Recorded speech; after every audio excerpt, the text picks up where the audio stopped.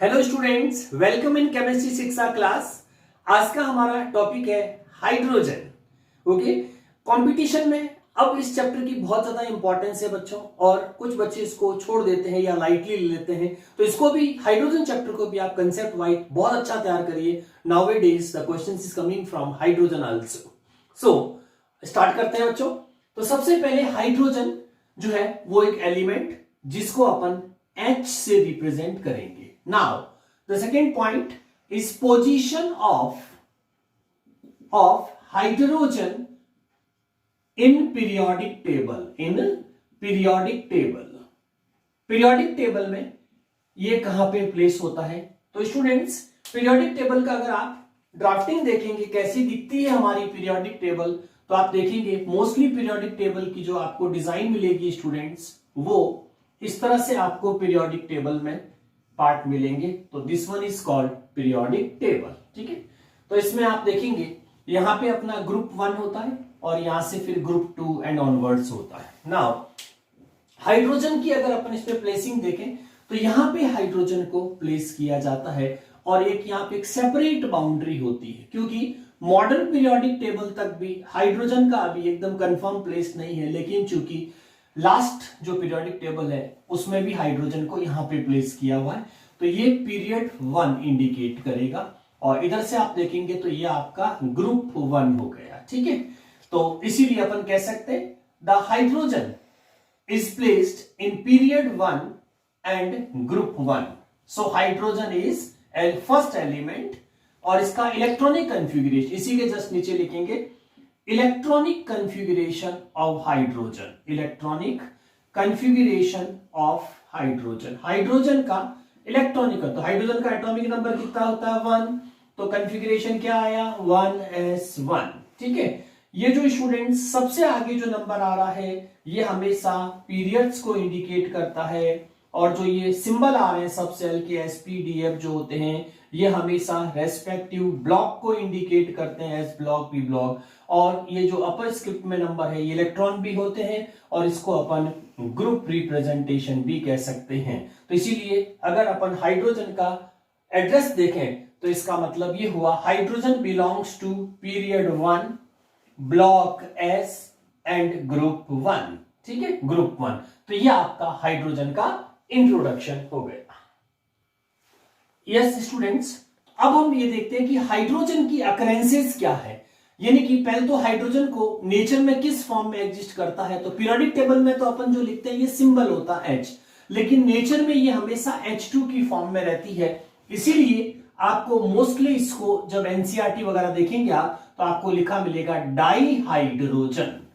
ठीक है, तो ये चूंकि इसके 2 एटम्स से मिलके एक मॉलिक्यूल बनता है तो इसको अपन क्या बोलते हैं, डाइहाइड्रोजन मोस्टली बोलते हैं। अब अपन बात करते हैं अकरेंसेस की, कि नेचर में इस एलिमेंट की अकरेंसेस कितनी है। तो स्टूडेंट्स, यूनिवर्स का 70% मास कंटेंट जो है वो हाइड्रोजन की, मैक्सिमम जो यूनिवर्स में आपकी जो एलिमेंट होगी वो हाइड्रोजन होगी। ध्यान रखिए स्टूडेंट्स, यहां पे कंफ्यूज मत होना। अगर क्वेश्चन आता है कि अर्थ पे सबसे ज्यादा एलिमेंट कौन सा होता है, तो ध्यान रखिएगा वहां तो आपको आंसर राइट करना है नाइट्रोजन। ठीक है, जो अप्रोक्स आपकी 78% के आसपास है। और दूसरी जो होती है, अगर मुझे यूनिवर्स में सबसे ज्यादा पाए जाना एलिमेंट या जाने वाला एलिमेंट्स या उसका मास कंटेंट जो है मैक्सिमम किस एलिमेंट का होता है, तो 70% जो होती है वो हाइड्रोजन। ये बहुत ही अच्छा क्वेश्चन है, ध्यान रखिए। इसके बाद अपन बात करते हैं आइसोटोप्स ऑफ हाइड्रोजन। तो नेक्स्ट हेडिंग हमारा है स्टूडेंट्स आइसोटोप्स ऑफ हाइड्रोजन। तो हाइड्रोजन के आइसोटोप्स की बात करते हैं। पहले तो आइसोटोप्स क्या है, तो आइसोटोप की डेफिनेशन क्या बनेगी, कोई भी एलिमेंट, ठीक है, जिसके Z यानी कि एटॉमिक नंबर, A यानी कि एटॉमिक मास, ठीक है, तो A1 A2 कर देते हैं, Z1 Z2। तो कंडीशन क्या बनेगी, those elements which are having same atomic number but different atomic mass are known as isotopes. Okay? अब हाइड्रोजन के नेचर में कौन कौन से आइसोटोप्स होते हैं, तो इसमें 3 आइसोटोप्स होंगे, हाइड्रोजन, ड्यूटेरियम एंड ट्रिटियम। ठीक है, तो फर्स्ट कौन सा हो गया आपका हाइड्रोजन आइसोटोप्स, सेकंड हो जाएगा आपका ड्यूट्रियम और थर्ड हो जाएगा ट्रिटियम आइसोटोप्स। ओके, इनमें से एटॉमिक नंबर तो सेम रहेंगे लेकिन मास आपका 1 2 3 हो जाएगा। ठीक है, ये नॉर्मल एलिमेंट्स हो गए। लेकिन ये क्वेश्चन फिर से इंपॉर्टेंट स्टूडेंट्स, जो हाइड्रोजन का थर्ड आइसोटोप्स होता है दैट इज ट्रिटियम, और ये ट्रिटियम हमेशा रेडियो एक्टिव होता है। तो ये क्वेश्चन आपका कंपटीशन में आ सकता है कि कौन सा आइसोटोप जो है वो रेडियो एक्टिव होता है हाइड्रोजन का, तो that will be tritium. Yes, next अपन इसमें लेते हैं method of preparation of hydrogen. Methods of preparation of hydrogen. Students, आप हाइड्रोजन भी और कुछ बुक इसको डायरेक्टली डाई हाइड्रोजन, क्योंकि ये 2 मॉलिक्यूल से मेडअप है तो इसको डाई हाइड्रोजन भी लिखती है। दो तरह के मेथड्स होते हैं स्टूडेंट्स, एक होता है लैब मेथड, यानी कि लेबोरेटरी मेथड्स जो है उसमें हाइड्रोजन कैसे बनाई जा सकती है। तो फर्स्ट होगा फ्रॉम डाइल्यूट, ध्यान रखिएगा students, dilute hydrochloric acid with granulated, यानी कि ग्रेन्यूल्स होने चाहिए, ग्रेन्यूलेटेड जिंक। ठीक है, ग्रेन्यूलेटेड जिंक होना चाहिए। ठीक है, इन दोनों के रिएक्शन से, तो आपने जिंक सॉलिड लिया, इसकी रिएक्शन आपने डाइल्यूट हाइड्रोक्लोरिक एसिड से करेंगे, तो ग्रेन्यूलेटेड जिंक क्या करेगा, अपनी सरफेस पे हाइड्रोजन को एब्जॉर्ब करेगा, आप इसको हीट करेंगे तो ZnCl2 ये आयोनाइज्ड हो जाएगा H+Cl- में। जिंक के जो इलेक्ट्रॉन होंगे वो हाइड्रोजन को अचीव हो जाएंगे और Zn+Cl के साथ रिएक्ट करके ZnCl2 as per valency of zinc +2 और रिमेन आपकी हाइड्रोजन गैस रिलीज हो जाएगी H2 की फॉर्म में। तो ये आपकी hydrogen gas with dilute hydrochloric acid. दूसरा स्टूडेंट्स फ्रॉम बेस, आप इसको बेस से भी बना सकते हैं, बेस का भी एक्वस सोल्यूशन बना दीजिए, जैसे एक्वस NaOH ले लीजिए। ठीक है, इसकी रिएक्शन भी इसी तरह से जिंक के साथ कराएंगे, जिंक विद NaOH। इसमें स्टूडेंट्स एक कंपाउंड जो याद रखना, निकल कैटलिस्ट लेंगे और कंपाउंड याद रखना स्टूडेंट जिसको बोलेंगे सोडियम जिंकेट। क्या बोलेंगे, सोडियम जिंकेट। तो ये आपका Na2 ZnO2 प्लस H2। अब आप बैलेंस भी कर दीजिए इसको, तो 2 सोडियम है तो 2 मोल, तो ये ऑटोमेटिकली आपकी बैलेंस हो जाएगी। तो ये थे laboratory methods of hydrogen. Yes students, अब नेक्स्ट आता है commercial production of di hydrogen. Commercial production of di hydrogen means H2 ही रहेगा, डाई हाइड्रोजन। कॉमर्शियली कैसे, लार्ज क्वांटिटी में अगर अपन को हाइड्रोजन प्रोड्यूस करनी है तो क्या करें, तो उसमें सबसे बेस्ट मेथड है electrolysis of water with platinum electrode. Electrolysis of water with platinum electrode. ठीक है, इलेक्ट्रोड यूज करेंगे, तो आप वाटर को सीधा इलेक्ट्रोलाइज कराएंगे तो वाटर आपका डिसोसिएट हो जाएगा और it gives hydrogen gas and oxygen gas. ये प्योरेस्ट फॉर्म होती है क्योंकि दोनों प्रोडक्ट आपके गैस है, तो इसीलिए इसमें किसी तरह की इंप्योरिटी के चांसेस नहीं होंगे। तो इसको आप एज ए इलेक्ट्रोलाइसिस वाटर को हीट करके हाइड्रोजन गैस प्रोड्यूस कर सकते हैं। सेकंड होगा स्टूडेंट्स इलेक्ट्रोलाइसिस ऑफ NaCl भी कर सकते हैं, electrolysis of common salt NaCl। ठीक है, इसका भी जब आप इलेक्ट्रोलाइसिस करेंगे NaCl का इन प्रेजेंस ऑफ वाटर, तो ये आपका इसमें सोडियम भी डिपॉजिट आ जाएगा, क्लोरीन गैस भी फॉर्म होगी, वो चार्ज के बेसिस पे कैथोड एनोड पे रिलीज होगी और फाइनली आपकी हाइड्रोजन गैस भी इसमें कुछ क्वांटिटी के अंदर फॉर्म हो जाएगी। तो ये आप इलेक्ट्रोलाइसिस ऑफ NaCl से भी हाइड्रोजन गैस बना सकते हैं। और उसके बाद थर्ड जो है स्टूडेंट्स वो है फ्रॉम हाइड्रोकार्बन। हाइड्रोकार्बन से भी आप इसको बना सकते हैं, हाइड्रोकार्बन के अंदर क्या लेंगे, कोई भी एल्केन हो सकती है हाइड्रोकार्बन के अंदर, उस एल्केन का फॉर्मूला CnH2n+2। इसमें से जैसे मान लीजिए स्टूडेंट्स आपने फर्स्ट मेंबर लिया, तो फर्स्ट मेंबर आपका CH4 है।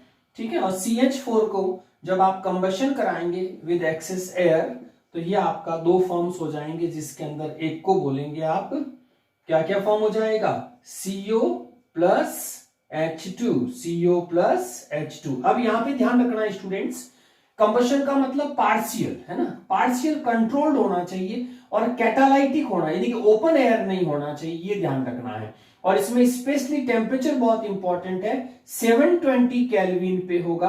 कंट्रोल्ड ऑक्सीजन आपको सप्लाई करनी है, कैटलिस्ट आपका निकल होना चाहिए। ऐसा छोटा पार्शियल कंबशन, एक तो नॉर्मल कंबशन में तो सारे ऐश बन जाती वर्ण, ऐसा नहीं, पार्शियल कंबशन टाइप होगा जिसमें कैटालाइटिक ऑक्सीडेशन अपन करेंगे, तो इसमें CO प्लस H2 बनेगी। यहां पे सुपर डुपर इंपॉर्टेंट क्वेश्चन ध्यान रखिएगा स्टूडेंट्स, CO प्लस H2 दोनों ही गैसियस मटेरियल्स है और ये दोनों गैस मिलके कहलाती है वाटर गैस। ध्यान दीजिए स्टूडेंट्स, कंपटीशन में कई बार ये क्वेश्चन आ चुका है, वाटर गैस फॉर्मेशन।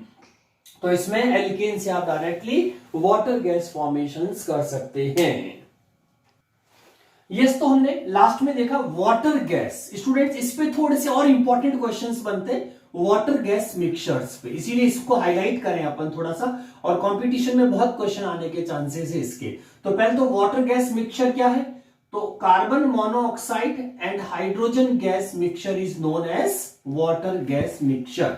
ठीक है, अब स्टूडेंट्स इसकी, इस गैस की, इस मिक्सचर की खुद की सिग्निफिकेंस है, इससे अपन मीथेनॉल बना सकते हैं। स्टीम की, जैसे आप इसको हीट करेंगे और कैटालाइटिक करेंगे जिंक ZNO वगैरह, तो इससे आप मीथेनॉल फॉर्म कर सकते हैं CH3OH, यानी कि इसके 2 मोल लेके आप मीथेनॉल फॉर्म बना सकते हैं। इसका मतलब इस वाटर गैस मिक्सचर से हमने क्या बनाया, किसका सिंथेसिस किया है, और सिंथेसिस किसका किया है स्टूडेंट्स, मीथेनॉल का। इसीलिए याद रखिएगा students, this mixture is also known as syn gas, इसीलिए इसको सिन गैस भी बोलते हैं। तो सिन गैस बोलने की वजह क्या थी, because it used to synthesise methanol, तो इसीलिए इसका एक एप्लीकेशन है, तो इसी बेसिस इसका नाम पड़ गया सिन गैस। अब एक और चीज याद रखनी स्टूडेंट्स, अगर मैं इस वाटर गैस को बनाने के लिए मैं कोल को यूज कर लेता हूं, यानी कि कार्बन C यूज कर लेता हूं, और उसके साथ में वाटर स्टीम या डायरेक्टली उसके ऊपर वाटर वेपर अटैक कराएं, तो इसके कॉम्बिनेशन से भी स्टूडेंट्स आपका क्या बन सकती है, वाटर गैस मिक्सचर। तो इसीलिए if it is synthesised by coal and water या स्टीम सप्लाई कह सकते हैं, इसके फॉर्म से भी आपको, इसकी कॉम्बिनेशन से भी आपको CO प्लस H2 मिलेगा। तो इस फिनोमिनॉन को जब इस पर्टिकुलर कंपोनेंट से अगर अपन वाटर गैस बनाते हैं तो इसको बोलते हैं स्टूडेंट्स कोल गैसिफिकेशन। याद रखिएगा वर्ड कोल गैसिफिकेशन। तो coal gasification means synthesis of water gas from coal with steam, तो यह आपका कोल गैसिफिकेशन कहलाएगा। अब एक और चीज स्टूडेंट्स जो इसमें याद रखेंगे वो है, अगर मैं इस वाटर गैस के एक कंपोनेंट जैसे मोनोऑक्साइड पार्ट को स्टीम के कांटेक्ट में लाता हूं, तो ये आपकी फॉर्म कर देगी, CO तो आपके पास पहले ही है, तो ये वाटर की ऑक्सीजन इसके साथ होती है, क्या बन जाएगा CO2, और रिमेन्स क्या बचेगी H2। तो देखो ध्यान से, ये CO2 प्लस H2 है, ध्यान रखना, वाटर गैस तो होती है CO प्लस H2, और स्टीम के कांटेक्ट में आने के बाद क्या बन रहा है CO2 प्लस H2। तो इस पूरे को बोलेंगे, पूरी रिएक्शंस को बोलेंगे गैस शिफ्टिंग रिएक्शन। क्या बोलेंगे, gas, water gas shifting reactions भी कह सकते हैं इसको, वाटर गैस शिफ्टिंग रिएक्शन बोलेंगे बच्चों। ठीक है, तो ये आपका complete detail of water gas mixture हो गई। यस स्टूडेंट्स, अब अपन आगे बढ़ते, तो ये आपके मेथड्स के बाद आएगा प्रॉपर्टीज ऑफ डाइहाइड्रोजन।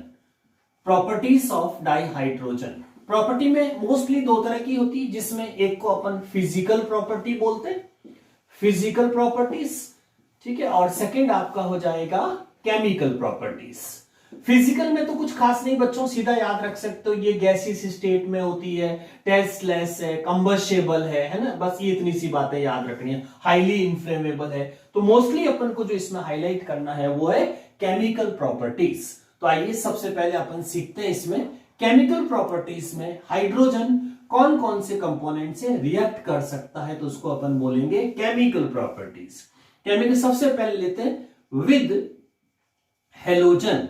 हेलोजन अब देखिए स्टूडेंट्स, इसमें भी आप सिंपली वैलेंसी बेस्ड फॉर्मूला बना सकते हैं। जैसे मान लो हाइड्रोजन का मोस्टली अपन जानते हैं +1 है। अब जैसे हेलोजन लिया, हेलोजन का मतलब क्या हुआ, X होगा कोई ना कोई, और X की वैल्यू जो हमारे पास होगी वो फिर कल बाहर आई, इनमें से कोई होगा स्टूडेंट्स। तो मोस्टली क्लोरो, फ्लोरीन तो एक्सप्लोसिव है, तो इसका क्रॉस मल्टीप्लाई देखो तो आपको आइडिया हो जाएगा प्रोडक्ट क्या बनेगा, है ना।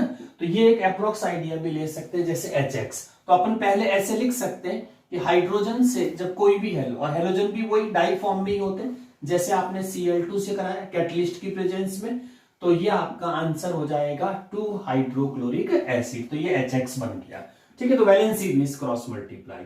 सेकेंड अपन लेंगे स्टूडेंट्स विद ऑक्सीजन।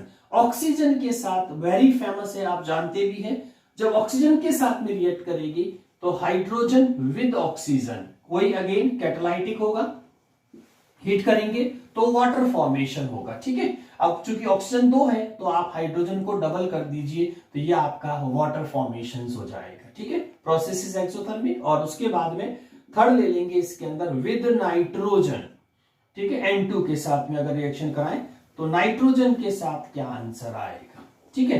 अच्छा, ये भी सब वैलेंसी बेस्ड है, जैसे हाइड्रोजन का +1 मानना, ऑक्सीजन का -2, क्रॉस मल्टीप्लाई करोगे तो H2, यानी आपको प्रोडक्ट का आइडिया पहले ही लग जाना चाहिए। जैसे नाइट्रोजन की वैलेंसी -3 है, हाइड्रोजन, तो क्रॉस मल्टीप्लाई करोगे तो आंसर क्या आ जाएगा आपका NH3, ठीक है।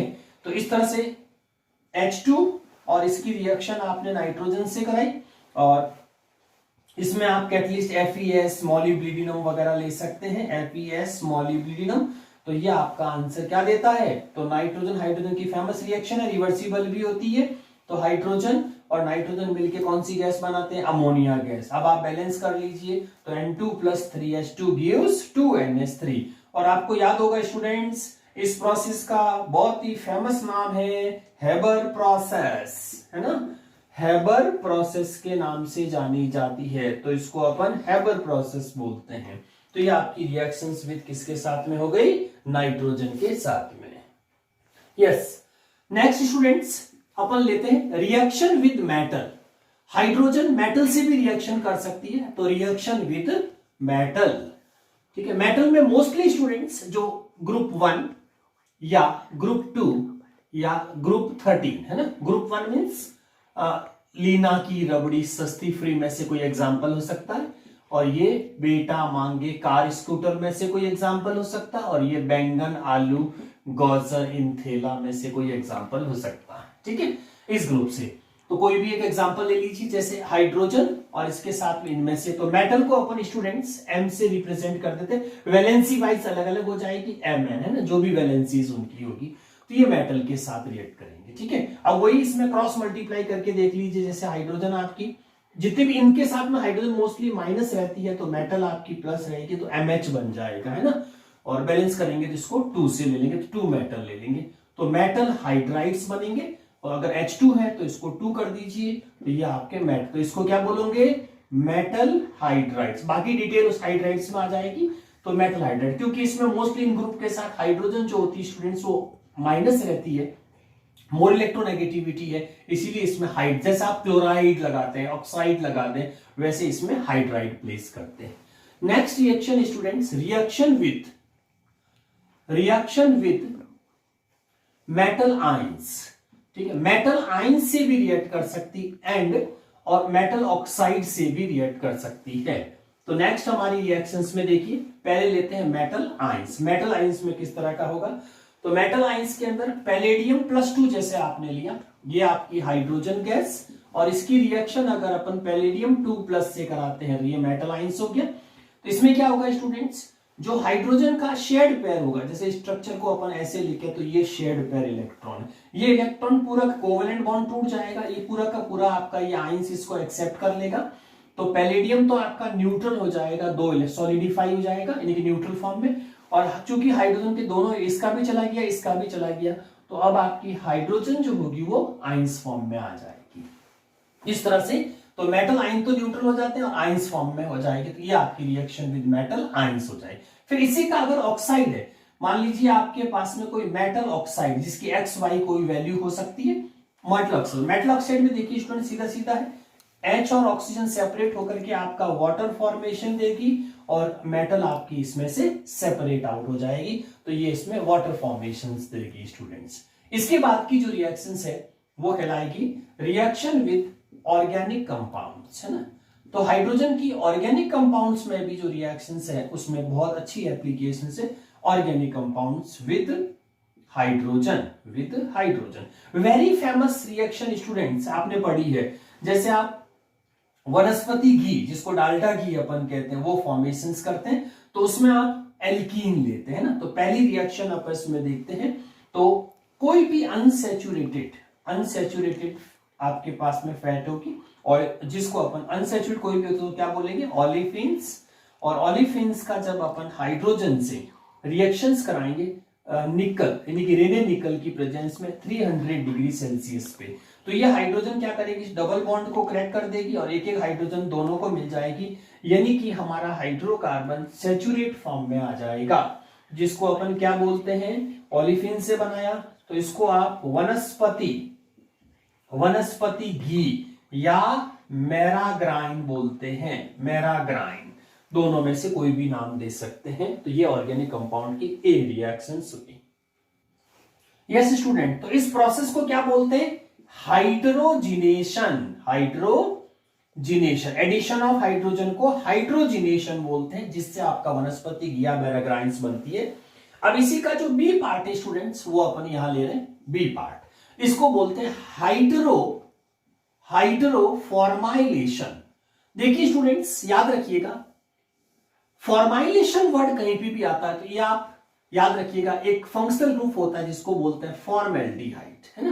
तो ये फॉर्मेल्डिहाइड क्रिएट होगा, तो इसमें भी इसी तरह से अपन को ऑर्गेनिक कंपाउंड्स के अंदर अनसैचुरेटेड ओलिफिन्स लेने, यानी कि ओलिफिन्स ऑलवेज अनसैचुरेटेड, तो वही आप इसी तरह से RCH डबल बॉन्ड, तो ये आपका कोई ओलिफिन्स हो गया, और इसकी रिएक्शन डबल बॉन्ड वाले को ओलिफिन्स बोलते हैं। इसकी रिएक्शन स्टूडेंट्स वाटर गैस के साथ करानी है, ये ध्यान रखना, नॉट ओनली हाइड्रोजन, पूरा वाटर गैस, इसमें हाइड्रोजन गैस एक कंपोनेंट रहेगा, ठीक है। अब ध्यान से देखिए, इसमें आपका जो वाटर गैस आपने जो लिया है, इसमें ये जो CO है, एक H इसको देती, देखो ये CHO बन जाएगा, ये CHO, ठीक है। एक H जो होगा तो यहां से पाई बॉन्ड टूटेगा, तो इसमें से एक H तो आप इस कार्बन को दे दीजिए, तो पाई बॉन्ड यहां से हट जाएगा, CH2 हो जाएगा, और यहां क्या बन गया CHO, तो नेक्स्ट टर्मिनल पे आप क्या लगा देंगे, CHO ग्रुप लगा देंगे, ठीक है, CHO। और इस R की वैल्यू अगर आप H रखना चाहते हैं तो ये CH2 हो जाएगा, यानी कि अगर मैंने R की वैल्यू H ली, इस R को तो एज इट इज लिख दीजिए,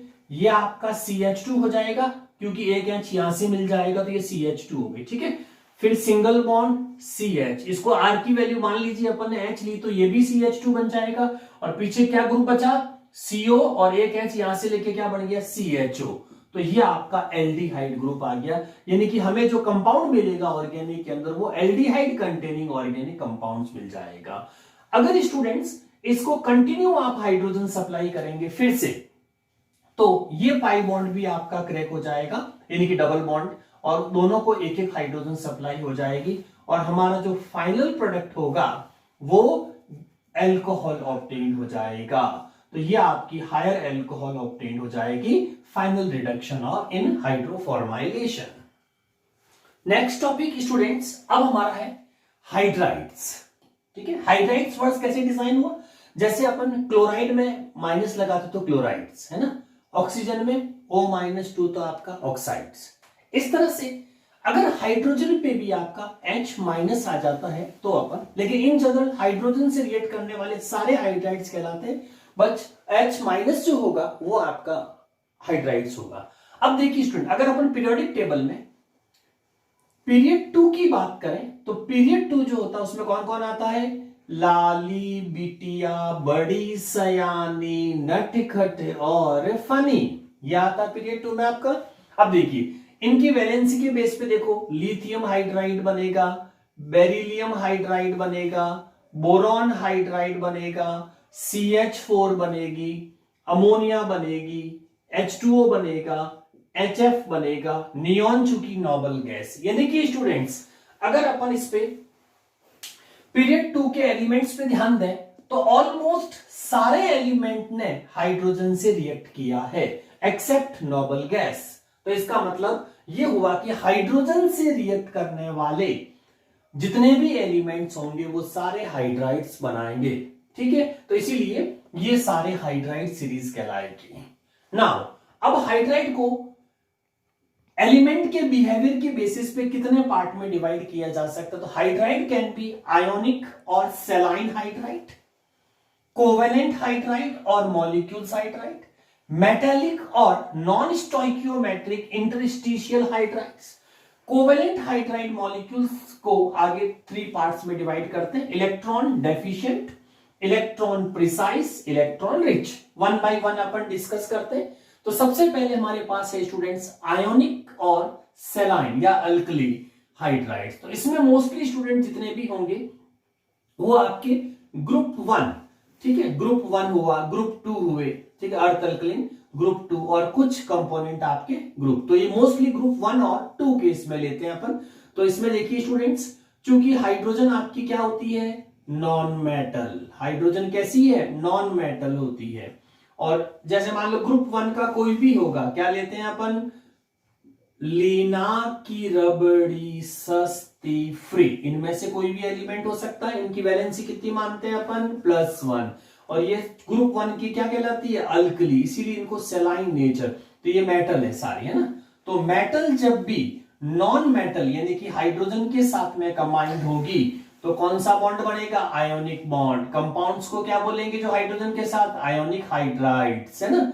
तो आप लिथियम का क्रॉस मल्टीप्लाई करेंगे तो 1:1 लिथियम हाइड्राइड, सोडियम हाइड्राइड, ठीक है। तो ये अल्कली मेटल्स होती, इसीलिए इनके जितने भी हाइड्राइड्स होंगे उनको सलाइन नेचर या आयोनिक हाइड्राइड्स कह सकते हैं।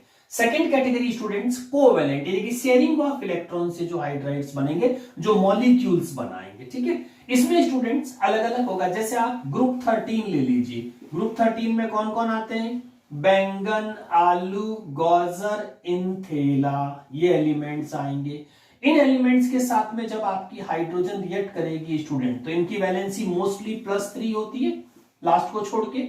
तो ये आपके क्रॉस मल्टीप्लाई, हाइड्रोजन की वैलेंसी कितनी? 1, तो क्रॉस मल्टीप्लाई करेंगे तो फॉर्मूला क्या आएगा? BH3, boron hydride. लेकिन चूंकि इसके अंदर स्टूडेंट्स अगर आप बोरॉन हाइड्राइड का स्ट्रक्चर देखेंगे तो आप देखो शेयर्ड पेयर इलेक्ट्रॉन कितने हुए? सिर्फ 6 ही हुए स्टूडेंट, इसीलिए इसका ऑक्टेट कंप्लीट नहीं है, सेक्सेट कंप्लीट है, इसीलिए नाम क्या आया? Electron deficient. बाद में भले ये डाइमर बनाए, B2H6 डाइमर बनाएगा, लेकिन जो इनिशियली जो इसका हाइड्राइड्स बनता है वो ऑक्टेट डेफिशिएंट होता है 2 इलेक्ट्रॉन्स का, इसलिए इनको इलेक्ट्रॉन डेफिशिएंट कैटेगरी बोलते हैं। सेकंड कैटेगरी जो आप देख रहे हैं स्टूडेंट, इलेक्ट्रॉन प्रिसाइज, यानी कि जिसके पास रिमेन्स नहीं रहेंगे, एग्जैक्ट ऑक्टेट कंप्लीट होगा।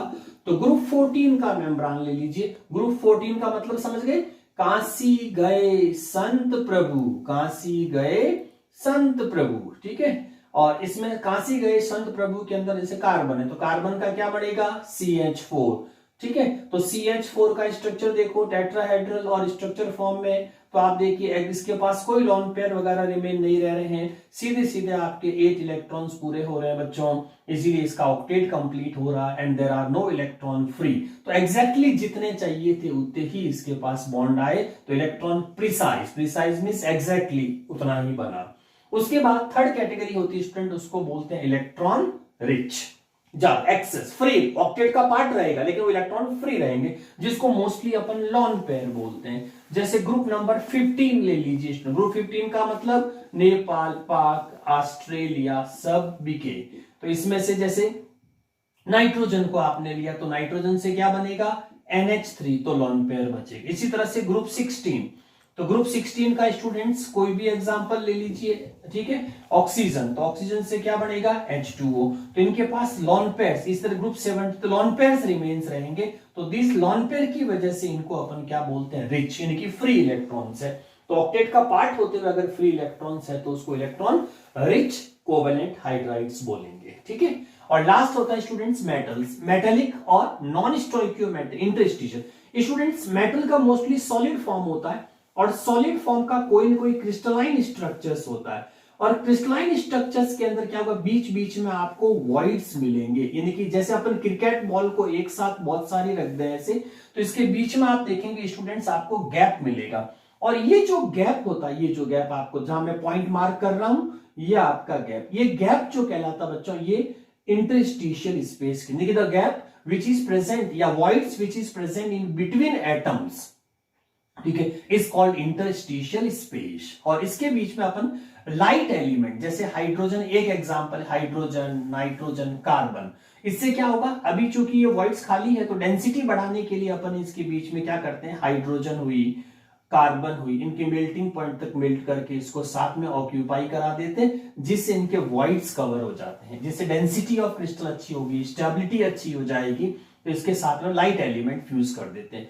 इसका नाम नॉन स्टोइकियोमेट्री इसीलिए है क्योंकि जो डी ब्लॉक और एफ ब्लॉक के एलिमेंट्स होते हैं मोस्टली उनमें इस तरह के वॉइड्स ज्यादा होते हैं, तो उनको ऑक्यूपाई करने के लिए हम लाइट एलिमेंट यूज करते हैं। लेकिन चूंकि हर एक का साइज अलग होता है इसीलिए स्पेसिफाइड नहीं होता कि किसमें कितनी हाइड्रोजन काम आएगी, तो इसीलिए इसको नॉन स्टोइकियोमेट्रिक बोलते हैं। और चूंकि इनको मेटल के बीच में प्लेस किया इसीलिए इसको मेटेलिक हाइड्राइड्स भी कहते हैं। जैसे स्टूडेंट्स आपके पास टाइटेनियम हाइड्राइड है तो यहाँ हाइड्रोजन 1.5 से लगा करके 1.8 तक रेशियो रहता है, जबकि जनरली क्या होता है 1:1 होना चाहिए, लेकिन ये रेशियो एक्स्ट्रा जा रहा है, इसका मतलब ये नॉन स्टोइकियोमेट्रिक। इसी तरह से जैसे वेनेडियम हाइड्राइड है तो आपको 0.56 मिलेगा, तो 1 के रेस्पेक्ट में आपका रेशियो अलग आ रहा है। इसीलिए इस तरह का जब कोई फ्रैक्शन रेशियो होता है तो इसको अपन क्या बोलते हैं, non stoichiometric hydrides. Yes students, अब अपन नेक्स्ट हाइड्रोजन के अंदर जो टॉपिक है वो है water. Okay, water it is compulsory for all living things like plants, animals, है ना, लिविंग थिंग्स के लिए जरूरी होगा। और मोस्टली इसको 95% कंटेंट ऑफ लिविंग थिंग्स जो उसके ब्लड फ्लूइड होगा उसके अंदर इसका कंसेप्ट होता है। और अब अपन वाटर के अंदर अगर किस फॉर्म में बना तो H2O इसका फॉर्मूला हो गया।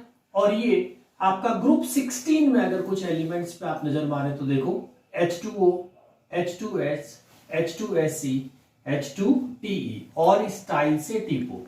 इसमें वाटर स्टूडेंट्स वैसे तो लाइट वेट होता है, यानी कि 18 इसका मोलर मास आता है, जब सल्फर का आप देखो 32 + 2 34, यानी कि टॉप टू बॉटम अगर जा रहे हैं तो इनके जो हाइड्राइड्स है ग्रुप 16 के, इसके अंदर आप देखिए मास इंक्रीज होता जा रहा है। इसका मतलब डाउन वाले तो सॉलिड है, लेकिन यहां पे आप देखेंगे स्टूडेंट एक बहुत ही अच्छा क्वेश्चन बनता है कि वाटर जो है वो आपका लिक्विड स्टेट में प्रेजेंट होता है, जबकि देखो H2S गैस जो है वो इससे ज्यादा मोलर मास कंटेंट है, फिर भी ये गैसियस स्टेट में होती है। तो इसका यहाँ पे जो रीजन याद रखेंगे स्टूडेंट्स वो होगा हाइड्रोजन बॉन्डिंग, यानी कि वाटर का हर मॉलिक्यूल जो होगा वो अगर मॉलिक्यूल की हाइड्रोजन से एक नेगेटिव और एक पॉजिटिव के बीच में इंटरमॉलिक्यूलर फोर्स क्रिएट होगा, जिसको अपन बोलेंगे हाइड्रोजन बॉन्डिंग। हाइड्रोजन बॉन्डिंग, और हाइड्रोजन बॉन्डिंग की वजह से किसी मॉलिक्यूल में सेल्फ एसोसिएशन डेवलप हो जाता है और इससे उसका मास इंक्रीज हो जाता है, तो फिजिकल स्टेट जो होती है इसकी वो गैस से लिक्विड में आ जाती है। जबकि H2S गैस में स्टूडेंट्स इसी तरह से किसी तरह का कोई हाइड्रोजन बॉन्डिंग्स नहीं होती है, वांडर वाल वीक अट्रैक्शन फोर्स होता है, जिससे ये बहुत ज्यादा सेल्फ एसोसिएशन नहीं कर पाता, तो इसकी फिजिकल स्टेट जो है वो आपकी गैसी रह जाती है। That is why the water is present in liquid state at room temperature. ठीक है, तो रूम टेम्परेचर पे आपकी फिजिकल स्टेट वाटर की होगी। ठीक है, अब अपन जो बात करते हैं स्टूडेंट्स इसके बाद वो है आपका स्ट्रक्चर ऑफ वाटर। वाटर का एक्चुअल स्ट्रक्चर कैसा होगा। ठीक है, तो एक्चुअल स्ट्रक्चर ऑफ वाटर अपन देखेंगे तो आपको बैंड शेप एज पर हाइब्रिडाइज्म इसका शेप कैसा मिलेगा, बैंड शेप मिलेगा, क्योंकि इसमें sp3 हाइब्रिडाइजेशन है।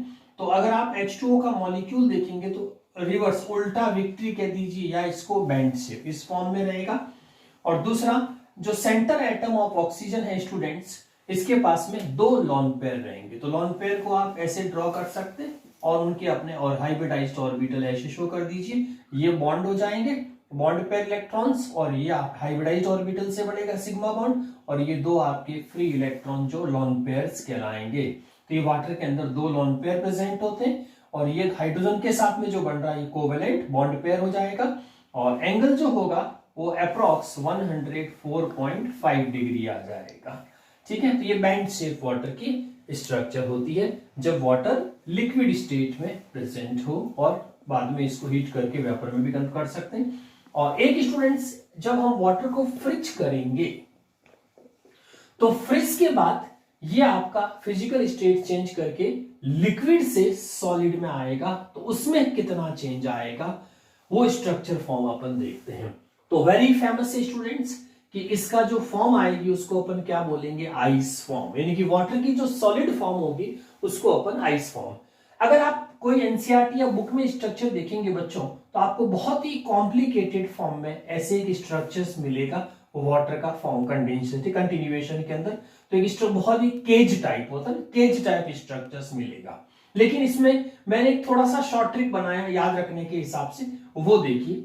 जैसे वाटर को आप क्या करो स्टूडेंट्स, ऐसे बना दो तो थोड़ा सा याद करने में इजी रहेगा, ठीक है। बाकी तो इसका स्ट्रक्चर तो ऑफिशियली जो केज शेप होगा कि आपकी एक कोई भी ऑक्सीजन होगी वो surrounded by 4 another oxygen atom से होगी टेट्राहेड्रली। बट अगर अपन इसको थोड़ा सा इजी वे में याद रखें तो अपन क्या करेंगे, हर वाटर को ऐसे विक्ट्री टाइप बना दीजिए और इनके बीच में ये हाइड्रोजन बॉन्डिंग शो कर दीजिए, ठीक है। 4 डैश से, ये ध्यान रखना 4 डैश जो ऑफिशियली होते हैं हाइड्रोजन बॉन्डिंग्स के लिए, तो ये ऐसे आप 4 डैश, तो ये भी एक याद रखने के हिसाब से आप ऐसे याद रख सकते हैं। तो ये 4 डैश, तो ये जो रेड लाइंस आपको दिख रही ये सारी हाइड्रोजन बॉन्डिंग्स है, और जो ब्लू लाइंस दिख रही स्टूडेंट्स ये आपकी सारी कोवेलेंट बॉन्ड्स होते हैं। कोवेलेंट बॉन्ड बोलेंगे इनको, जो शेयरिंग ऑफ इलेक्ट्रॉन से बने। अब यहाँ पे देखिए स्टूडेंट, थोड़ा सा अगर अपन कंपेयर करें ऊपर की तरफ, यहाँ पे देखो जैसे मैंने वाटर का बनाया, तो जब वाटर लिक्विड स्टेट में होता है रूम टेम्परेचर पे, तो उसमें each oxygen is surrounded by 1 hydrogen bond and 2 covalent bond, ठीक है। तो याद रखिएगा लिक्विड स्टेट में 1 hydrogen bond and 2 covalent bond होगा ऑक्सीजन के सराउंडेड्स के अंदर। इसी देखिए जैसे आप आइस में आए, कैच से जो कैच शेप है उसको इस तरह से बनाया अपन ने, तो उसमें देखो each centre oxygen is surrounded by 2 hydrogen bond, 2 hydrogen bond and 2 ही आपके क्या हो जाएंगे, कोवेलेंट बॉन्ड। इसका मतलब अगर अपन कंपेयर करें तो इसके पास टोटल नंबर ऑफ बॉन्ड्स कितने आ रहे हैं, 3, इसके पास टोटल नंबर ऑफ बॉन्ड्स कितने आ रहे हैं, 4। स्टूडेंट्स, बॉन्ड हमेशा, नंबर ऑफ बॉन्ड जो होंगे वो हमेशा आपका वॉल्यूम इंक्रीज करते हैं, ये चीज ध्यान रखिएगा, वेरी इंपॉर्टेंट कंसेप्ट, ठीक है। वॉल्यूम हमेशा इंक्रीज होता है, किसकी वजह से, नंबर ऑफ बॉन्ड ज्यादा होने से। इसी डेंसिटी का फॉर्मूला क्या होता है, density equals to mass upon volume होता है। तो अगर आप वॉल्यूम बढ़ाएंगे तो डेंसिटी क्या हो जाएगी, लो, तो मास भी लाइट हो जाएगा।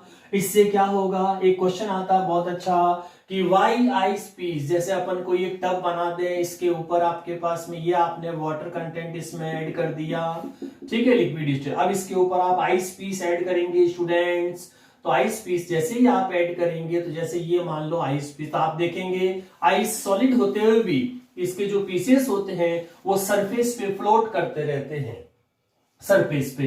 तो why ice piece surface pieces float on water surface, तो वाटर सरफेस पे फ्लोट क्यों करते हैं, तो इसकी वजह क्या कहेंगे, तो अपन कहेंगे because the ice piece are having cage type structure, so volume is too higher, so they are light weight, तो इनकी डेंसिटी कम होती है क्योंकि इनके पास नंबर ऑफ बॉन्ड ज्यादा होते हैं, तो सॉलिड होते हुए भी आपके जो है वो, तो इसीलिए। और किसी ट्रे, आइस की जो ट्रे होती है स्टूडेंट, जब आप उसको लिक्विड में डालते हैं और फिर उसमें जब आप फ्रिज में रखते हैं, तो आप देखो जितनी केस का वाटर का लेवल होता है आपका ट्रे का, उससे ऊपर आने तक जो आइस पीस उसमें फ्रीज होती है। इसका मतलब आइस का वॉल्यूम बढ़ता है, जब वो लिक्विड से सॉलिड में जाती है तो उसका वॉल्यूम जो है वो आपका इंक्रीज हो जाता है, क्योंकि उसमें नंबर ऑफ बॉन्ड्स बढ़ जाएंगे, वॉल्यूम इंक्रीज हो जाएगा, ठीक है। तो ये आपका वाटर की 2 फिजिकल स्टेट जो लिक्विड और सॉलिड्स के बारे में।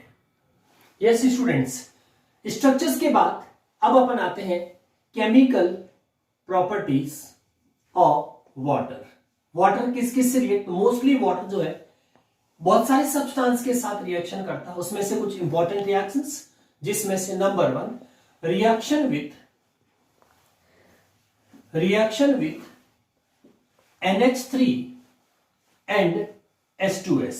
और इसमें हम स्टूडेंट्स ये प्रूव करेंगे कि हमारा जो वाटर है वो एम्फोटेरिक नेचर शो करता है, यानी कि एसिड का नेचर भी शो करता है और बेस का नेचर भी शो करता है।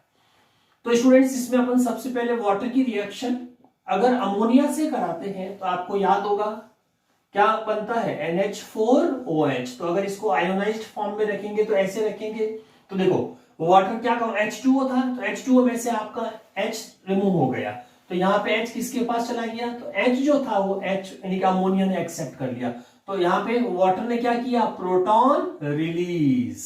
तो ब्रोंस्टेन-ल्यूरी आपने नाम सुना हो स्टूडेंट्स, ब्रोंस्टेन-ल्यूरी जो अपने YouTube चैनल पे एसिड बेस थ्योरी में आया हुआ ब्रोंस्टेन-ल्यूरी। तो ब्रोंस्टेन-ल्यूरी में जो प्रोटॉन रिलीज करेगा वो आपका एसिडिक नेचर शो करेगा, ठीक है। तो यहाँ पे वाटर आपका एसिडिक नेचर शो कर रहा है क्योंकि ये प्रोटॉन को रिलीज करके अपने आप को OH- बना रहा है। इसी तरह से स्टूडेंट्स अगर मैं H2O की रिएक्शन H2S गैस के साथ कराता हूं तो इसमें आपका हाइड्रोनियम आयन फॉर्मेशन होगा H3O+, यानी कि एक लॉन पेयर जो होगा वो इस HS के H आयन को ले लेगा और रिमेन्स क्या बचेगा SH-। तो यहाँ पे वाटर ने जो है वो एक हाइड्रोजन को क्या किया, एक्सेप्ट किया है, तो अपन इसको यहाँ पे क्या देंगे, प्रोटॉन एक्सेप्टेड, प्रोटॉन एक्सेप्टेड। इसीलिए यहाँ पे जो होगा वाटर वो बेस का वर्क करेगा ताकि रिमेन्स उसके पास में हाइड्रोनियम आयंस SH-। ठीक है, तो ये तो होगी पहली रिएक्शन, चाहे amphoteric nature of H2O can be proved with reaction ammonia and H2S। दूसरी होती बच्चों रिएक्शन, वाटर की reaction involving in redox mechanism, reaction involve in redox phenomenon, ठीक है, रिडॉक्स में और विद वाटर, वाटर के साथ ऐसी कौन सी रिएक्शन है जो रिडॉक्स फिनोमिनॉन को फॉलो करती है। उसमें से पहला जो हो जाएगा स्टूडेंट्स वो हो जाएगा, आपने बहुत ही फेमस नाम सुना हो जिसको अपन बोलते हैं फोटोसिंथेसिस। यस, जल्दी से सोचिए बायोलॉजी वाले सभी लोग, फोटोसिंथेसिस की रिएक्शन क्या हो सकती है, वीडियो पॉज करके जल्दी से सोचो, फोटोसिंथेसिस क्या होता है, जल्दी सोचिए, 10th क्लास में भी था ये तो, ठीक है। सी द फोटोसिंथेसिस, जल्दी सोचिए फोटोसिंथेसिस को। यस, तो क्या करते हैं फोटोसिंथेसिस में, 6 मोल CO2, 12 mole H2O in presence of sunlight, in presence of sunlight food बनेगा C6H12O6 plus 6H2O plus 6O2। तो ये रिडॉक्स में वाटर का रोल इंपॉर्टेंट था बच्चों फोटोसिंथेसिस में। इसी तरह से इसी के अंदर सेकंड पार्ट विद मेटल, ये भी रिडॉक्स में आ जाएगा, विद मेटल, कोई भी एक्टिव मेटल जैसे सोडियम के साथ में लिया तो H2O के Na के साथ रिएक्शन करेंगे तो क्या बन जाएगा NaOH और H रिमेन्स आपके बच जाएंगे जो हाइड्रोजन गैस की फॉर्म में, तो इसके 2 मोल कर दीजिए क्योंकि आपके पास 2 H है, तो ये आपका रिलीज ऑफ हाइड्रोजन हो जाएगा। और थर्ड वन जो स्टूडेंट्स होगा इसकी रिएक्शन अपन नॉन मेटल यानी कि फ्लोरीन के साथ भी कर सकते हैं, explosive exothermic reaction, HF react with F2 gives hydrofluoric acid, ठीक है, और उसके साथ में आपका हाइड्रोफ्लोरिक एसिड निकल जाएगा और उसके साथ में ऑक्सीजन गैस, बैलेंस कर दीजिए 2 2 और 4, ठीक है, 2 2 जा 4 हो जाएगा, तो ये आपका हाइड्रोफ्लोरिक एसिड फॉर्मेशंस हो जाएगा रिएक्शन। इसमें स्टूडेंट्स एक वाटर का एक स्टार बना के यहाँ पे लिख दीजिए, वाटर में ऑटो प्रोटोलाइसिस भी होता है, इसके आगे स्टार बना के लिख दीजिए, वाटर कैन डू ऑटो प्रोटोलाइसिस, ठीक है, यानी कि वाटर के 2 मॉलिक्यूल आपस में जो है वो प्रोटॉन को ऑटो प्रोटोलाइसिस कर सकते हैं, यानी कि एक आपका हाइड्रोनियम आयन बन जाएगा और दूसरा जिसमें एक, जैसे अपन ब्रोंस्टेन-ल्यूरी के अकॉर्डिंग ये कंजुगेट जो रिलीज करेगा वो एसिड हो जाएगा और जो एक्सेप्ट करेगा वो बेस, और आगे जाकर के conjugated base and conjugated acids बन जाएंगे, तो ये ऑटो प्रोटोलाइसिस फिनोमिनॉन कहलाता है वाटर के लिए। यस यस स्टूडेंट्स, अब केमिकल प्रॉपर्टी में कंटिन्यू करते हैं अपन। नेक्स्ट है hydrolysis reaction, hydrolysis reaction of water, ठीक है। H2O किसका हाइड्रोलाइसिस कर सकता है, ऑब्वियसली बात है इसके पास बहुत अच्छी हाइड्रेशन एनर्जी की टेंडेंसीज होती है, इस वजह से वाटर जो है, और हाई डाइलेक्ट्रिक कांस्टेंट, जिस वजह से वाटर आपका किसी का भी हाइड्रोलाइसिस कर सकता है। तो उसके अंदर स्टूडेंट जैसे आपने फॉस्फोरस पेंटाऑक्साइड P2O5 होता है, लेकिन इसका डाइमर जनरली लिखा होता है बुक के अंदर, क्योंकि ऑक्टेट के हिसाब से इसको P2 की जगह P4 और O आपको 10 मिले, इस तरह से लिखा हुआ मिलेगा, तो वो डाइमर फॉर्म होती है। अगर इसका स्टूडेंट्स अपन हाइड्रोलाइसिस करेंगे तो आपको इसमें 2 मोल एसिड मिलेगा, जिसको बोलते हैं H3PO4 फॉस्फोरिक एसिड। ठीक है, बैलेंस कर दीजिए, तो ये आपका 2 मोल आ जाएगा। ठीक है, H3PO4, तो 2 मोल आपका फॉस्फोरिक एसिड हो जाएगा। ठीक है, ओके। और इसमें हाइड्रोजन कितने 6 है, तो इसको आप कितना कर देंगे, लगभग देखिए 4 6H2O कर दीजिए, तो ये आपका 4 हो जाएगा, है ना, तो ये आपके 4 मोल हो जाए, 6 और 4। दूसरा स्टूडेंट्स इसी के अंदर ये आपका सिलिकॉन टेट्राक्लोराइड का अगर अपन हाइड्रोलाइसिस करेंगे तो देखिए वाटर को कैसे लिख सकते हैं, HOH, तो इसका HCl निकालते जाइए। सिलिकॉन के पास टोटल कितने हैं आपके पास में 4OH, तो सारे OH आप रिप्लेस कर दीजिए। ठीक है, फिर इसको कंटिन्यू हीट करिए, ये सिलिसिक एसिड बन गया आपका, तो सिलिसिक एसिड, और सिलिसिक एसिड को कंटिन्यू हीट करेंगे तो आपके 2 वाटर मॉइटी इसमें से आउट हो जाएगी, और पीछे जो बचेगा उसको बोलेंगे SiO2, और साथ में आपके 4 HCl मॉलिक्यूल्स निकल जाएंगे। ठीक है, तो ये आपका हाइड्रोलाइसिस ऑफ सिलिकॉन टेट्राऑक्साइड्स हो जाएगा। बैलेंस कर दीजिए, इसको हो गया लगभग। ठीक है, 2H2, ये आपका बैलेंसिंग फॉर्म्स आ जाएगी विद 4HCl। ओके, तो ये आपका हाइड्रोलाइसिस रिएक्शन ऑफ H2 हो जाएगी। इसी के बाद में एक और होती है बच्चों, जिसको बोलते हैं hydrate form. Hydrate form of water, water hydrate form में भी रह सकता है ना, जैसे अपन बहुत सकते हैं पोटासियम के पीछे 24H2, प्लास्टर ऑफ पेरिस के पीछे 12H2, इस तरह से हाइड्रेट फॉर्म में। तो हाइड्रेट फॉर्म में भी अलग अलग स्टूडेंट्स होते हैं, जैसे इंटरस्टिशियल फॉर्म्स होती है। ठीक है, इंटरस्टिशियल फॉर्म है तो उसमें आपका BaCl2 डॉट 2H2 हो जाएगा। ठीक है, और एक हाइड्रोजन बॉन्ड की फॉर्म में भी होती है, तो उसके अंदर जैसे मान लो आपने कोई कॉपर सल्फेट लिया और उसके साथ में कोऑर्डिनेशन ऑफ पेंटाहाइड्रेट फॉर्म ले लिया, तो ये हाइड्रोजन बॉन्डिंग की फॉर्म। इसका आगे जाके आप कोऑर्डिनेट बॉन्ड्स बना सकते हैं Cu, जिसमें आपका कोऑर्डिनेशन ऑफ वाटर हो जाएगा। ठीक है, और SO4, बाकी साथ में SO4 Cl जो भी, तो ये आपका हाइड्रोजन बॉन्ड कोऑर्डिनेट फॉर्म में आ जाएगा। ठीक है, और बाकी जो अपन कोई भी वाटर की जो फॉर्म्स लेते हैं उसमें आपका H2O कोऑर्डिनेट बॉन्ड का भी काम करेगा, तो वाटर मेक्स कोऑर्डिनेशन। तो कोऑर्डिनेशन मींस कोई भी सेंटर मेटल जिसके साथ में वाटर जो है वो न्यूट्रल लिगेंड्स का काम करता है, जिसको एक्वा भी बोलते हैं। तो इस तरह से कोई भी metal, copper containing, chromium containing जो हाइड्रेट फॉर्म बना सकते, इसको कोऑर्डिनेट फॉर्म्स बोलते हैं। तो ये 3 तरह के इसमें रिप्रेजेंटेशन कर सकते हैं अपन, इंटरस्टिशियल, हाइड्रोजन बॉन्डिंग्स और coordinate as a hydrate form. तो ये आपकी थी chemical properties of water. Yes students, अब हाइड्रोजन के कंटिन्यूएशन में एक और टॉपिक है जिसको बोलते हैं हार्ड एंड सॉफ्ट वाटर। ठीक है, बहुत ही फेमस, तो 10th में भी आपने पढ़ा, और फिर डिटेल देखिए इसकी। हार्ड एंड सॉफ्ट वाटर क्यों कहते हैं, तो स्टूडेंट्स हमारे पास में 2 वाटर के कंटेंट अपन लेते हैं, जैसे अपने पास वाटर हो उसमें एक बीकर में, और एक बीकर के अंदर और आपने वाटर कंपोनेंट ले लिया। ठीक है, ये तो अगर इसमें मैं कहता हूं कि this H2O is contained some of monovalent like NaCl, KCl like that, है ना।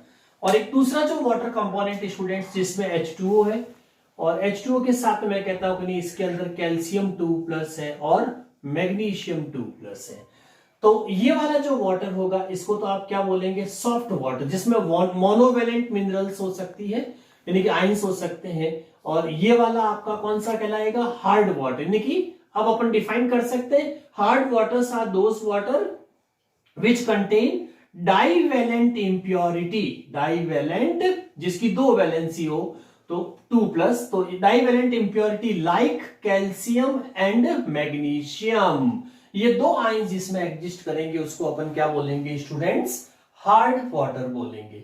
अब आइडेंटिटी क्या है कि ये हार्ड वाटर है, तो आप सोप का एग्जांपल ले लीजिए, जैसे सोप का फॉर्मूला C17H35COONA, ये आपके पास में कोई सोप है, इसकी रिएक्शन सफर अगर किसी वाटर के कंटेंट, यानी कि सोप को वाटर में ऐड करते हैं जिसके अंदर पहले से ही कैल्शियम और मैग्नीशियम की इंप्योरिटी अगर प्रेजेंट है स्टूडेंट्स, तो ये क्या करेगा, लेदर फॉर्म नहीं करेगा, और जैसे सोडियम और कैल्शियम या मैग्नीशियम आपस में एक्सचेंज हो जाएंगे और आपके सोप का पूरा प्रेसिपिटेट बन जाएगा। ठीक है, ये माइनस का 2 वैलेंसी है तो क्रॉस मल्टीप्लाई में ये, या इसकी जगह आप मैग्नीशियम, तो ये जो फॉर्म कहलाती है सोप की पीपीटी फॉर्म्स आ जाएगी। It prove that the calcium magnesium forms precipitate with your soap, so it not form any leather. So this confirm that the given water is sample is hard water. अब students, hardness जो है ये calcium magnesium हमारे water के अंदर किस form में रहते हैं, यानी कि इनका जो फॉर्म है वो कौन कौन सा हो सकता है और कैसे रिमूव करेंगे। पहले अपन हार्डनेस ऑफ वाटर की बात करते हैं। हार्डनेस ऑफ वाटर जो होती है उसमें ये जो आइंस है वो किस फॉर्म में रहेंगे, इन कौन सा सॉल्ट वो होगा। तो इसमें देखिए दो तरह की हार्डनेस होती है वाटर के, एक को बोलते हैं टेम्परेरी हार्डनेस और दूसरी कहलाती है स्टूडेंट्स परमानेंट हार्डनेस। पहले अपन टेम्परेरी की बात करें। टेम्परेरी हार्डनेस में कब होगी, तो जब भी आपका कैल्शियम और मैग्नीशियम बाइकार्बोनेट फॉर्म में हो। अब आप फॉर्मूले बना दीजिए दोनों के, बाइकार्बोनेट फॉर्म में क्रॉस मल्टीप्लाई करेंगे तो क्या आएगा, CaHCO3 होल ट्वाइस, तो कैल्शियम का ये आपका कैल्शियम बाइकार्बोनेट और इसकी जगह आप मैग्नीशियम लेंगे तो मैग्नीशियम तो बाइकार्बोनेट फॉर्म में जब भी हो तो वो हमेशा आपकी टेम्परेरी हार्डनेस कहलाएगी। अब रिमूवल मेथड्स, इनको रिमूव कैसे किया जा सकता है, यानी कि हार्ड वाटर को सॉफ्ट वाटर में कैसे कन्वर्ट किया जा सकता है, तो उसके दो मेथड होते हैं। आप टेम्परेरी को बॉइलिंग मेथड से कर सकते हैं, बॉइल करके, या इसको एक साइंटिफिक नेम है जिसमें क्लार्क मेथड से, इससे भी आप इसको सेपरेट करें। बॉइलिंग में स्टूडेंट सीधा सीधा आप जो भी आपके पास कैल्शियम हाइड्रोजन कार्बोनेट है ना और मैग्नीशियम हाइड्रोजन कार्बोनेट की जो फॉर्म है, इसको सीधा आप वाटर कंटेंट में लिक्विड फॉर्म में तो ये हीट कर देंगे, दोनों को हीट करेंगे तो स्टूडेंट्स आपके पास में, जल्दी सोचिए क्या होगा, अगर आप किसी भी कैल्शियम और उसको हाइड्रोजन को हीट करते हैं तो कौन सी फॉर्म्स आएगी, जल्दी सोचिए पॉज करके। Yes, what forms will be there, okay. तो इसके अंदर आपका मैग्नीशियम कैल्शियम जो होगा स्टूडेंट्स ये हमेशा कैल्शियम कार्बोनेट बना देगा, साथ में CO2 और H2O फॉर्म्स रहेगी, और जो मैग्नीशियम होगा बच्चों ये मैग्नीशियम हाइड्रोक्साइड प्लस सी कार्बोनेट जहां पे भी होता है बच्चों, तो वहां हमेशा ध्यान रखिएगा क्या इवॉल्व होती है, CO2 गैस इवॉल्व होती है, ये पक्का ध्यान रखना है। अब हमारे पास दूसरा आता है स्टूडेंट्स जिसको अपन बोलेंगे कौन सा, क्लार्क्स मेथड। क्लार्क मेथड में भी वापस आपको देखिए यही रिएक्शंस लेनी, बस उसका प्रोडक्ट अलग हो जाएगा। तो क्लार्क मेथड में मैं आप एक ट्रिक बताता हूं कैसे याद रखोगे। तो क्लार्क मेथड की स्पेलिंग में देखो बच्चों L आ रहा है, और L से एक वर्ड याद रखिएगा लाइम वाटर। L से का या कभी भूल जाओ तो ऐसे याद रख सकते हो कि क्लार्क में L आता है, लाइम वाटर यूज होगा, यानी कि कैल्शियम हाइड्रोक्साइड। तो इसकी प्रेजेंस में अपन ये रिएक्शंस करेंगे। तो वापस इसी को रिपीट कर देंगे यहां तो आपको कि ये कौन सी फॉर्म हो गई, तो कैल्शियम बाइकार्बोनेट और मैग्नीशियम बाइकार्बोनेट होगी, ठीक है, क्लार्क मेथड में। और किसकी प्रेजेंस में रिएक्शन कराओगे, कैल्शियम हाइड्रो, तो इन दोनों की रिएक्शन इससे कराइए तो आपको दोनों केसेस में कैल्शियम कार्बोनेट का पीपीटी मिल जाएगा मेन प्रोडक्ट में, और दूसरा हो जाएगा आपका मैग्नीशियम कार्बोनेट का भी आपको क्या मिल जाएगा, पीपीटी। बाकी जो आपकी CO2 वगैरह जो इवॉल्व हुई, तो मेन कंटेंट उसमें याद रखिएगा ये जो कैल्शियम कार्बोनेट और मैग्नीशियम कार्बोनेट, और एक मैग्नीशियम हाइड्रोक्साइड फॉर्म भी हो सकती है। इसमें कुछ अमाउंट्स के अंदर आपका मैग्नीशियम हाइड्रोक्साइड भी इवॉल्व हो सकता है। तो ये था टेम्परेरी हार्डनेस को किस तरह से रिमूव किया जा सकता है। अब अपन डिस्कस करते हैं students permanent hardness. Permanent hardness किस फॉर्म में होगी, तो ये कैल्शियम मैग्नीशियम की कौन सी फॉर्म होनी चाहिए, क्लोराइड या सल्फेट फॉर्म। तो अगर अपन कैल्शियम और मैग्नीशियम को M मान लेते हैं मेटल की फॉर्म में, the value M value can M plus, और ये आपकी मैग्नीशियम है, दो फॉर्म अपन ले लेते हैं। अब वॉशिंग सोडा, वो याद करिए वॉशिंग सोडा का, तो अब अपन मेटल को तो या तो ये क्लोराइड फॉर्म में मिलेगी या अपन को ये सल्फेट फॉर्म में मिलेगी।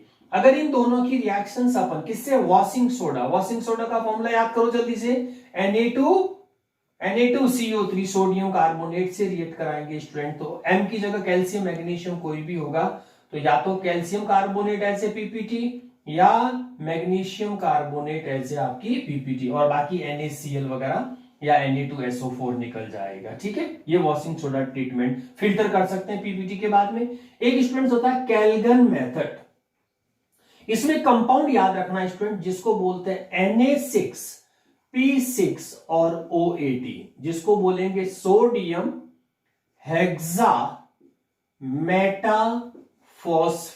क्या बोलेंगे इसको? सोडियम हेक्सा मेटाफॉस्फेट, ये लेंगे। ठीक है, इसमें देखो Na जो है वो आपका सॉफ्ट फॉर्म पार्ट होगा। अब जैसे ही इसको आप किसी कैल्शियम या मैग्नीशियम वाले हार्ड पॉट से निकालेंगे वाटर से, तो ये क्या करेगा, सोडियम आयन जो होगा वो इनके साथ एक्सचेंज हो जाएगा, और ये कैल्शियम आयंस का रिएक्शन P6O18 से हो जाएगा और सोडियम वाटर के अंदर आ जाएगा।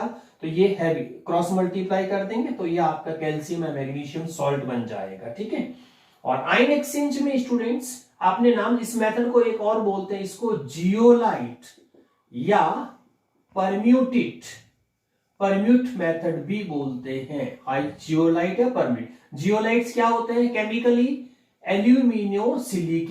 एल्यूमिनोसिलिकेट्स आर नोन एज जियोलाइट्स। ठीक है, इसको सोडियम सॉल्ट फॉर्म होती है एल्यूमिनोसिलिकेट। एल्यूमिनोसिलिकेट जो होते हैं स्टूडेंट्स, ये हमारे वही सेम तरीका, कैल्शियम और मैग्नीशियम की जो इंप्योरिटीज होती है उसको सोडियम के साथ एक्सचेंज कर देते हैं। तो ये आयन एक्सचेंज मेथड, जिसमें जियोलाइट या परम्यूटेड मेथड। एक होता है स्टूडेंट सिंथेटिक रेजिन मेथड, इसमें ऑर्गेनिक कार्बन चेन होती है पूरी, और फंक्शनल ग्रुप आपका OSO3Na हो जाएगा, और जैसे ही इसको कैल्शियम मैग्नीशियम के कांटेक्ट में आएगा तो ये रेजिन की चेन क्या करेगी, हमारे सोडियम को, कैल्शियम को तो बाहर आउट कर देगी और सोडियम को इन कर देगी। सोडियम के साथ में कैल्शियम मैग्नीशियम रेजिन एक्सचेंज हो जाएगा, इसीलिए इसको सिंथेटिक रेजिन मेथड्स बोल दिए थे बच्चों आपके। Removal of methods of hard calcium magnesium को किस तरह से रिमूव कर सकते हैं, रिमूवल मेथड्स। यस स्टूडेंट्स, अब इस चैप्टर के अपन लास्ट टॉपिक पे पहुंच गए, जो छोटा सा ब्रीफ याद रखना आपको, हाइड्रोजन परऑक्साइड। ठीक है, हाइड्रोजन परऑक्साइड का स्ट्रक्चर कैसा होगा, HOOH।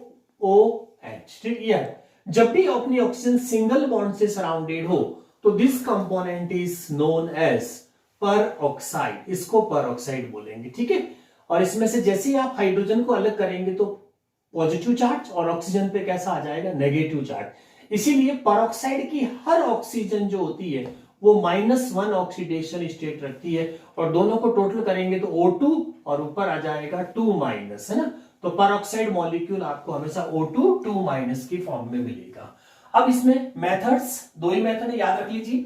Acidifying barium peroxide form में, ठीक है, एसिडिफाइंग बेरियम परऑक्साइड यानी थोड़ा सा H2SO4 ऐड कर देंगे तो BaSO4 H2O2 और H2O बनाएगी। सेकंड मेथड पोटेशियम परऑक्सोसल्फेट है, तो इसमें इसका आयनिक फॉर्म लिख देते हैं अपन, hydrogen bisulphide form, sulphate form. Electrolysis कराएंगे तो H आयंस और H2O2 फॉर्म कर देगी। एक होता है बच्चों auto oxidation of 2 alkyl anthraquinone, है ना। एंथ्रासिन, जैसे आपने कहा एंथ्राक्विनोन के बीच, जैसे एंथ्रासिन समझ गए ना, 3 आपके बेंजीन होगी और सेंटर वाले पे डबल बॉन्ड 2 कर दीजिए एंथ्राक्विनोन, इसको 2 एल्काइल ग्रुप में ले लेंगे। तो इससे भी आप, हालांकि बहुत कम परसेंटेज ऑफ H2O2 मिलती है, लेकिन इससे भी ऑब्टेन्ड हो सकती है। फिर स्ट्रक्चर ऑफ OH2O2, तो जैसे आपका लैपटॉप होता है बच्चों, उस तरह का स्ट्रक्चर आपको इसमें मिलेगा, H2O2 का H, O, O और H फॉर्म। बस इसमें 2 तरह की फिजिकल स्टेट आएगी, जैसे गैस फेज और सॉलिड फेज। गैस फेज में इसका जो एंगल आएगा ये वाला, वो 1.5 डिग्री होगा, और सॉलिड स्टेट में ये आपका मॉलिक्यूल पास में आ जाएंगे तो थोड़ा सा बेंड आ जाएगा, तो 90.2 डिग्री आपका इसका एंगल हो जाएगा। केमिकल रिएक्शंस में देखें इसमें, तो H2O2 जो होता है, ध्यान रखिए बहुत इंपॉर्टेंट चीज है बच्चों, जो H2O2 है वो ऑक्सीडाइजिंग और रिड्यूसिंग दोनों का काम करती है, oxidising agent as well as reducing agent. ठीक है, ये दोनों का वर्क करेगी, ये ध्यान रखना है। तो फर्स्ट 2 जो है स्टूडेंट्स, ये एसिडिक मीडियम है, सेकंड 2 रिएक्शन आपकी बेसिक मीडियम की है। Oxidising action in acidic, H+ का मतलब एसिडिक मीडियम, जैसे 2 से इन प्रेजेंस ऑफ H2O2, 2 जो है आपका 3 में कन्वर्ट होती है, ऑक्सीडेशन हो जाएगा। Reducing action in acidic medium में जो परमैंगनेट आयंस है MnO4- H2 और एसिडिफाई कर करेंगे तो Mn+2, यानी कि इसकी ऑक्सीडेशन स्टेट +7 से +2, तो ये आपका रिडक्शन हो जाएगा। इसी तरह से oxidise basic medium OH minus, basic medium में जो आपका होगा वो 3 to 2 हो जाएगा, 3 to 2, ठीक है। तो 3 to 2 रिडक्शन हो जाएगा, सॉरी इसमें 2 to 3 रहेगा, तो ये 2 to 3 आपका ऑक्सीडेशन हो जाएगा। और रिड्यूसिंग एक्शंस के अंदर मीडियम में आपका MnO4 से MnO2 यानी कि +7 से +4 आपकी ऑक्सीडेशन स्टेट चेंज हो जाएगी। तो ये आपका एक brief detail H2O2। Yes students, lastly एक स्मॉल टॉपिक जिसमें हैवी वाटर। तो हैवी वाटर में स्टूडेंट्स अपने स्टार्टिंग ऑफ चैप्टर में पढ़ा क्या था, हाइड्रोजन के 3 आइसोटोप्स होते हैं, हाइड्रोजन, ड्यूटेरियम एंड ट्रिटियम, है ना। तो इसमें अगर हाइड्रोजन की जगह जैसे H2O का फॉर्मूला, इसमें अगर मैं ड्यूटेरियम यूज कर लेता हूं तो ये बनेगा D, जैसे H2O की जगह क्या बन जाएगा D2O। तो इसको बोले ये लाइट मोलर मास है, तो ये ज्यादा मास कंटेंट होता है क्योंकि 1, 2 और 3, तो मास हायर होने से इसको क्या बोलते हैं हैवी वाटर D2O। और ये न्यूक्लियर मॉडरेटर में यूज होता है, चाहे रेज वगैरह आपको कम करनी हो उस जगह पे, ठीक है। और किसके कुछ रिएक्शंस है, जैसे कैल्शियम कार्बाइड की आप इसके हैवी वाटर से रिएक्ट करेंगे तो कैल्शियम ड्यूटेरेटेड कार्बाइड बन जाएंगे और साथ में ड्यूटेरेटेड कैल्शियम ऑक्साइड बन जाएगी। और सल्फर डाइऑक्साइड के साथ करेंगे तो इससे आपका जैसे H2SO4 होता है वैसे D2SO4 यानी कि सल्फ्यूरिक ड्यूटेरेटेड सल्फ्यूरिक एसिड हो जाएगा। एल्यूमिनियम कार्बाइड की आप वाटर हैवी वाटर से कराएंगे तो ये टेट्रा जैसे CH4 होता है वैसे आप ड्यूटेरेटेड मीथेन हो जाएगी और ड्यूटेरेटेड एल्यूमिनियम ऑक्साइड्स बन जाएंगे। तो ये आपका कंप्लीट हाइड्रोजन बच्चों, ठीक है, एज पर NCERT। तो आप इसको पूरा याद करिएगा। Thank you.